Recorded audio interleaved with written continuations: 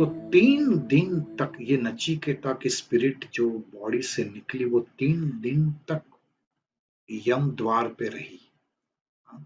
और नचिकेता जब शरीर छोड़ के यमद्वार गया तो इतना शांत था, इतना वो पीसफुल और तेजस्वी था वो स्पिरिट कि यम को भी देख के लगा कि ये कोई तृप्त आत्मा, कोई ओजस्वी तेजस्वी एनलाइटन आत्मा हमारे द्वार पर आई है। आप देखना, जब कोई रिस्पेक्टेड गेस्ट आपके भी घर पे आता है तो आपकी हॉस्पिटैलिटी अलग होती है कि नहीं होती? आप जिस तरह स्वागत करते हो, हॉस्पिटैलिटी करते हो, वो बिल्कुल अलग होती है। तो इसी तरह यम के द्वार पर भी कोई ऐसी मेच्योर्ड एनलाइटन स्पिरिचुअल आत्मा पहुंचती है तो उनकी खातिरदारी भी अलग होती है। तो इसलिए यमदूत ने क्या कहा कि चलो भाई, तुम एक अलग आत्मा हो, तो मैं आपको कहता हूं कुछ मांगने के लिए, आप 3 वरदान मांग सकते हो। मैं आपको 3 बूंद वरदान दे सकता हूं, मांगो जो मांगना है। तो नचिकेता पहला वरदान क्या मांगता है कि let my father anger be vanished, मेरे पिताजी का गुस्सा शांत हो जाए। क्योंकि गुस्से में आकर, वो याद है ना कल वाली कहानी, गुस्से में आकर मैं तुझे यम को दे दूंगा। जब पिताजी गुस्सा होते हैं ना तो बच्चों को आराम नहीं मिलता है। बच्चे अपने पिताजी को बड़ा आदर करते हैं। तो इसलिए ये बच्चे ने भी क्या मांगा, पहला वरदान, मेरे पिताजी का गुस्सा शांत हो जाए। अब देखो ये कितनी बड़ी बात है। एक मैच्योर्ड स्पिरिचुअल आत्मा वहां पर पहुंची और 3 वरदान मांगने को कहा, तो अपने लिए कुछ नहीं मांगा, अपने पिताजी के लिए कुछ मांगा कि पिताजी का गुस्सा शांत हो। तो गुरु जी ने एक बात कही, आप जितने बड़े बन जाते हो ना मन से, उतना आपकी इच्छाएं भी बड़ी सिंपल हो जाती है। आपको अपने लिए कुछ नहीं चाहिए, आप मांगते भी हो तो सबके कल्याण के लिए कुछ मांगते हो। कितनी बड़ी बात है ये। The greater you are, your wish is simple, let everyone be happy, सब खुश रहे। अपने लिए ही मांगते हैं तो अभी भी मन छोटा ही है। जब औरों के लिए कुछ मांगने की प्रार्थना उठे, तब हम कह सकते हैं हम मेच्योर्ड पाथ पर अग्रसर हो रहे हैं। नचिकेता तो मेच्योर्ड था, तो उसने पहला वरदान पिताजी के लिए मांगा। और ये जो स्पिरिट की बात कर रहे थे गुरुजी, जब स्पिरिट शरीर छोड़ती है तो पहले माइंड सेंसेस से अपने आप को विड्रॉ करता है और अंत में साउंड कुछ देर तक रहता है।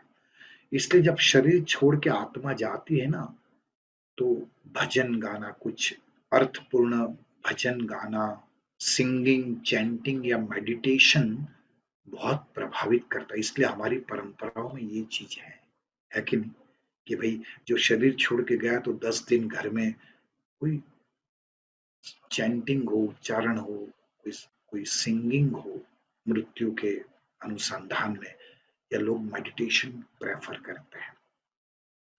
क्यों? क्योंकि वो साउंड रूपी कोई भी चीज या मेडिटेशन के वाइब्रेशंस उस सोल तक पहुंचते हैं और वो सोल जल्दी सेटल हो जाता है। क्योंकि जब तक सिंगिंग चैंटिंग करते हैं ना तो हमारा भी दुख कम हो जाता है। हमने कई बार अनुभव किया, हम तनाव में होते हैं लेकिन जबरदस्ती सत्संग में आके बैठे, जबरदस्ती 2-4 भजन गा लिए, धीरे धीरे मन शांत हो जाता है कि नहीं हो जाता। तो स्पिरिट बॉडी से छूटने की वजह से जो स्वजन दुखी हो गए, इसलिए हमारी परंपराओं में सिंगिंग, मेडिटेशन और चैंटिंग को महत्व। कुछ दिन मिल के घर वाले जब चैंटिंग करते, भजन करते, तो उनकी दुख की इंटेंसिटी धीरे धीरे कम हो जाती है। तो वो जब दुख से मुक्त हो जाते तो वो स्पिरिट भी उतनी जल्दी फ्री हो जाती है। क्योंकि जब तक घर वाले दुखी रहते हैं ना, वो स्पिरिट भी बेचैन रहती है।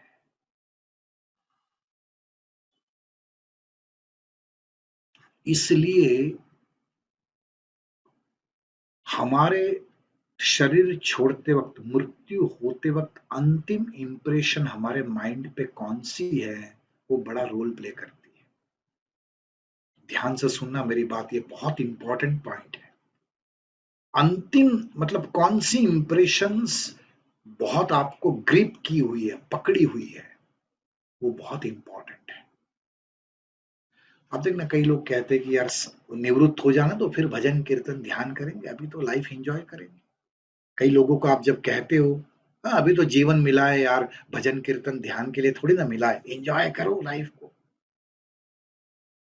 लेकिन जब आप थोड़ा समय वो एक्टिविटी करते जाते हो ना, धीरे धीरे वो पैटर्न बन जाती है। आप देखना 60 साल के बाद सडनली किसी ने मेडिटेशन शुरू किया, सडनली किसी ने ध्यान शुरू किया या अच्छा श्रवण शुरू किया, ऐसे किस्से आपको बहुत कम मिलेंगे, 100 में से 10%। बाकी 60 साल जीवन में जो आदतें डाली ना, वो वृत्तियां जो बनाई, वही वृत्तियां बाकी का समय आपका रन करती है, वो वही करवाती है, आपके हाथ में कोई चॉइस नहीं रहती। इसलिए जो पैटर्न, जो इंप्रेशंस हमारे माइंड में बहुत डीपर लेवल तक गई है ना, वो मृत्यु के समय बहुत मैटर करती है। जिसका जीवी छोटी छोटी बातों वो राग द्वेष में अटका हुआ हो, तो वो आत्मा फ्री नहीं होती है। कुछ इंप्रेशंस सोल कैरी करता है बॉडी छोड़ने के बाद, मन से विड्रॉ करने के बाद भी। मैं उस दिन एक एग्जांपल दे रहा था मेरे सेशन में। आप देखो आपके घर के आसपास यदि बाग है, गार्डन है, और हवा उसी दिशा से आ रही है, तो क्या होगा? बाग के फूलों की खुशबू आपके घर में आएगी कि नहीं आएगी? और वहीं पर कोई कचड़े का ढेर है उसी दिशा में, तो वैसी खुशबू हवा लेकर आएगी। हवा अशुद्ध नहीं है, लेकिन वो जहां से गुजरी वो खुशबू लेकर आती। तो आत्मा जिस शरीर में रहा, उस शरीर से जो भी कर्म हुए ना, उस कर्म की खुशबू या दुर्गंध आत्मा कैरी करता है भाई। इसलिए अंतिम इंप्रेशन ये बहुत इंपॉर्टेंट है, क्योंकि अंतिम इंप्रेशन ये एक गुब्बारे की तरह है जो स्पिरिट को चारों ओर से घेर लेती है। यहाँ पर मैं एक एग्जांपल देना चाहता हूँ। आपने बच्चों के बर्थडे में गुब्बारा है ना, बलून्स लगाए होंगे, कई बार खुद भी फुलाए होंगे हवा भर के, है। और वो कई बार वो फूले हुए गुब्बारे पे लिखा होगा हैप्पी बर्थडे डियर डॉटर या सन, वॉट एवर, कई बार लिखा होगा, है? यदि जो मार्कर से लिखा है ना, वो फूले हुए गुब्बारे पे आप आराम से उसको पोंछ सकते हो, रब करके निकाल सकते हो। लेकिन एक बार बलून में से हवा निकल गई ना, फिर वो जो लिखा हुआ है उसको मिटाना थोड़ा डिफिकल्ट हो जाता है। Are you getting me what I am saying? Spirit छूटने के बाद जो इंप्रेशंस वो रिलीज होने में फिर टाइम लगता है। इसलिए ध्यान का महत्व है। जीते जी जब शरीर है ना, मनुष्य को ये चॉइस है, जीते जी अपनी सारी इंप्रेशंस मेडिटेशन के द्वारा रिलीज करके वो फ्री बर्ड होके शरीर छोड़ने के बाद एट विल ऑन डिमांड वो पृथ्वी पे आना चाहे तो आ सकता है, बाकी उसी फ्रीडम का अनुभव करना चाहे तो कर सकता है। ये बात है। तो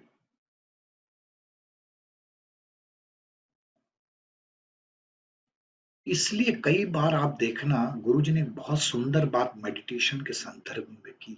कई बार हम मेडिटेशन करना शुरू करते हैं तो शुरू शुरू में अच्छे एक्सपीरियंसेस नहीं होते हैं। कई लोग बहुत सिंसियर प्रैक्टिस करते हैं, फिर भी ऐसा लगता है यार मुझे अनुभव, वो गहराई या वो अनुभव ही नहीं मिल रहा। तो क्या होता है, हमारा मेडिटेशन की जो मेरिट्स होती है, जो पुण्य, जो उसके मेरिट्स है, वो सोल को जाते हैं आपके। क्योंकि आपके पिताजी की संपत्ति जिस तरह आपको मिलती है, माँ बाप आपके लिए जो संपत्ति छोड़ के गए हैं, वो हेरिटेंस इनहेरिटेंस में आपको मिलती है कि नहीं मिलती? मुझे भी मिलेगी, है ना। तो जिस तरह वेल्थ मिलती, इस तरह कोई लॉन हो, हाँ, वो डेबिट हो, वो भी तो आता है बच्चों के भाग में। ये दोनों ही जगत की बात हुई। इसी तरह वो सोल यदि रेस्टलेस है जो गया यहाँ से, वो लास्ट इंप्रेशन से वो सेटल नहीं है, तो शुरू शुरू में आप जो ध्यान करते हो, वो ध्यान का पुण्य या पॉजिटिविटी उस आत्मा को उस क्रेविंग या एवर्शन या इंप्रेशंस के छुड़ाने के लिए वहां चली जाती है, उस खाते में। इसलिए कई बार शुरू शुरू में हो सकता है थोड़े समय के लिए ध्यान में आपको गहरे अनुभव ना हो, तो वो संपत्ति, ध्यान की संपत्ति वहां जा रही है, उस खाते में ट्रांसफर हो रही है। इसलिए कहते हैं ध्यान करने से आप अपने पूर्वजों को मुक्ति दे सकते हो। आई बात समझ में? ये सेंटेंस आपने कई बार सुना होगा, लेकिन आज उसका ये विश्लेषण है। शुरू शुरू में इसलिए मेडिटेशन में यदि डीपर एक्सपीरियंसेस नहीं होते, don't live commitment, with commitment keep practising your meditation. तो ये जो जीवन है ना, गुरुजी ने ये भी एक बात कही, 4 आश्रम के बारे में गुरुजी ने बताया, जो हम सब जानते हैं कि पहले जीवन के 25 साल है ना, स्टूडेंट बन के रहो, सीखो, कहीं से भी जो भी सीखने को मिलता है वो सीखना चाहिए, क्योंकि सीखने से जीवंतता बनी रहती है। स्टूडेंट बन के रहो, और बाकी 25 साल कहते हैं गृहस्थ बन के रहो, अपना परिवार, जो भी आप सीखो इससे जो भी अर्थार्जन होता है, वेल्थ एक प्रकार की नहीं, बच्चे भी वेल्थ है, प्रॉपर्टी, पैसा, जवेरात, ये तो सब वेल्थ है, लेकिन टैलेंट, बच्चे, और भी बहुत सारी वेल्थ होती है। तो बाकी 25 साल आप गृहस्थ जीवन जी के एंजॉय करो जीवन, और फिर 50 से 75 वानप्रस्थाश्रम। अब आपने एंजॉय कर लिया जीवन, अब आपके बच्चे भी, और जगह आपके बच्चे केवल 2 नहीं है इस दुनिया में, जितने भी, it's a big family, whole world is your family. Now contribute to the society, आप उपयोगी बनो, ये वानप्रस्थाश्रम है, यानी समाज में कुछ योगदान दो, लोगों को अच्छी राह पर, अच्छे मार्ग पर अपने अनुभव बांट के ले आओ, और फिर अंतिम 25 साल रेक्लूज यानी एक अंतेवासी बन के रहो, सन्यासी बन के रहो। तो गुरुजी यहाँ पर ये कह रहे थे, जो सन्यासी होती है, जो होते हैं, जो मॉन्क्स होते हैं, साधु वगैरह होते हैं ना, उनको तो तुरंत मेडिटेशन में गहरे अनुभव होते हैं। क्यों? क्योंकि जब से वो सन्यासी बने उसके पहले वो तमाम जिम्मेदारियां बहुत अच्छी तरह उनके घर वालों को तृप्त करके यहाँ पर आए हैं, यानी वो आत्माएं भी तृप्त हैं, इसलिए उनके ध्यान में पहले से ही वो अनुभूतियां चलती हैं। और सन्यासी या साधु बनने के लिए गुरुजी ने हमें तो सिखाया है, कपड़े बदलने की जरूरत। एक स्तर पर देखे तो हम सारे लोग वही तो हैं, तभी तो इतना गहरा ज्ञान सुनने आप 10 बजे मेरे सामने बैठे हो भाई। वो कोई लीपा पोती या कपड़ों से कोई साधु नहीं बनता, मन से बनता है, कि उनका कोई कनेक्शन ही नहीं है, तो वो पहले से वही अनुभूति करके चले आते हैं।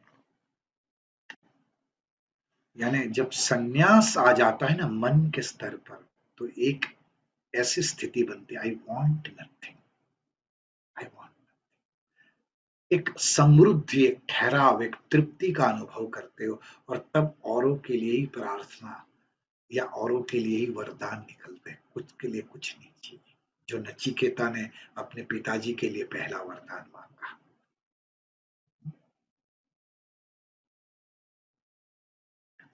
गुरुजी ने अंत में एक और सुंदर बात कही, कि जो लोग नियर टू डेथ एक्सपीरियंस करते हैं ना, तो शुरू शुरू में जब मृत्यु होने वाली हो तो उस जीव में देखना, भोजन के प्रति रुचि या तो बहुत कम हो जाती है, या तो बहुत अधिक बढ़ जाती है जरूरत से भी, आपने देखा होगा अपने घरों में, हाँ?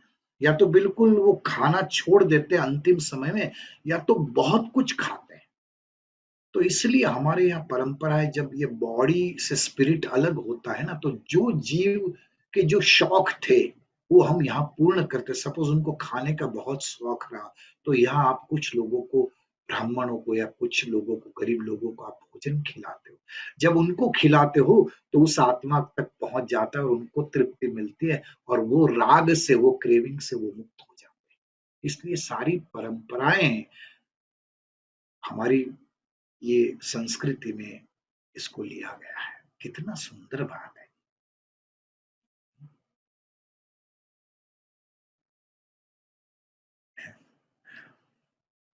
मेरे पास भी शब्द नहीं, बहुत बहुत गहरा ज्ञान है।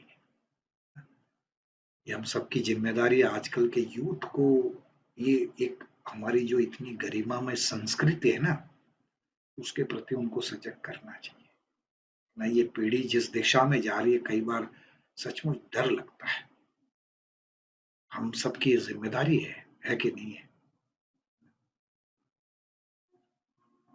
तो यहाँ तक आज गुरु जी ने कहा।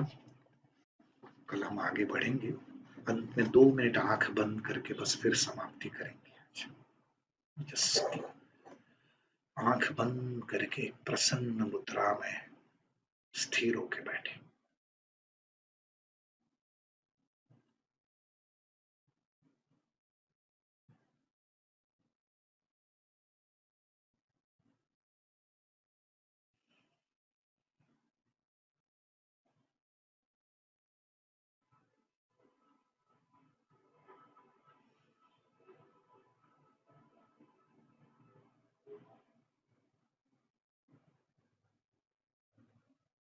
आप आंख बंद ही रखना, मैं एक शांति मंत्र के साथ आज का सेशन हम समाप्त कर रहे हैं। ओम सहनाववतु सहनौ भुनक्तु सह वीर्यं करवावहै तेजस्विनावधीतमस्तु मा विद्विषावहै। ओम शांति शांति शांति।